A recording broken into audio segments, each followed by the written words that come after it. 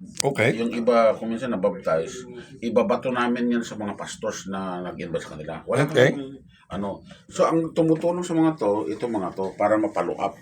Pero Alright. yung mga pastors na yun, yung mga na-save doon sa camp, young people nila. Kaya nga marami nang na-develop na churches. So lahat ng mga data kinukuha and then fina-follow up Yes, sir. dito and then parang Yes, sir. And then, yung mga pastors naman na connection nila, hinihingi namin. And then, baka gusto nyo magbigay ng campers na wala namang bayad, libre yung sasakyan, yes.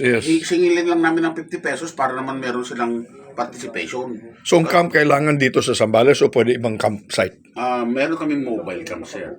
Yung mobile camp naman to, usapin namin yung isang school or barangay na merong covered court. Doon namin gaganapin yung program because the program is transferable. Wow. So it will be a one-day event. I-cram namin sa one day.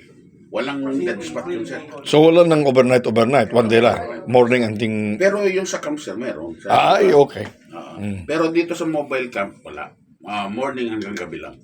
Ika-cram up I namin think lahat. nakapunta kayo one time sa sa dito sa Bacolod City High School. Yes, sir. I attended one of the meetings. Ako yung mismo speaker, kasama ko si Atty. Nobero. Tubero. Oh, okay. Ate ato ko to, naka-attend ko to. Vice Mayor pa siya nun. Correct.